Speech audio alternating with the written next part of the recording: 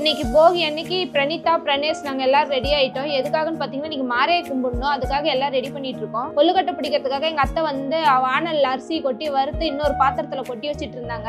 வறுத்த எல்லாத்தையும் அந்த பாத்திரத்துல போட்டு அதோட கல்ல கொஞ்சமா ஆட் பண்ணி நல்லா கலந்து விட்டு அதை அரைக்கிறதுக்காக நான் எடுத்துட்டு போயிட்டேன். நானும் எங்க வீட்டுக்காரரும் கொள்ளுக்கட்டைக்கான மாவு மிஷின்ல போய் அரைச்சிட்டு கொண்டு வந்தோம். அதுக்குள்ள எங்க மாமியார் முட்டை வேவிச்சு உரிச்சு வச்சுட்டு, மொச்சக்காய் வேவிச்சு அதையும் உரிச்சு வச்சுட்டு, வேர்க்கிழங்கு வேவிச்சு அதையும் உரிச்சு வச்சிருந்தாங்க. கொள்ளுக்கட்டை மாவை ஒரு வானல்ல போட்டு கொஞ்சமா பாவு காசி வச்சிருந்தாங்க. அதை அதுல ஊத்தி கொள்ளுக்கட்டையா பிடிச்சி ஒரு பிளேட்ல வச்சிட்டு இருந்தாங்க.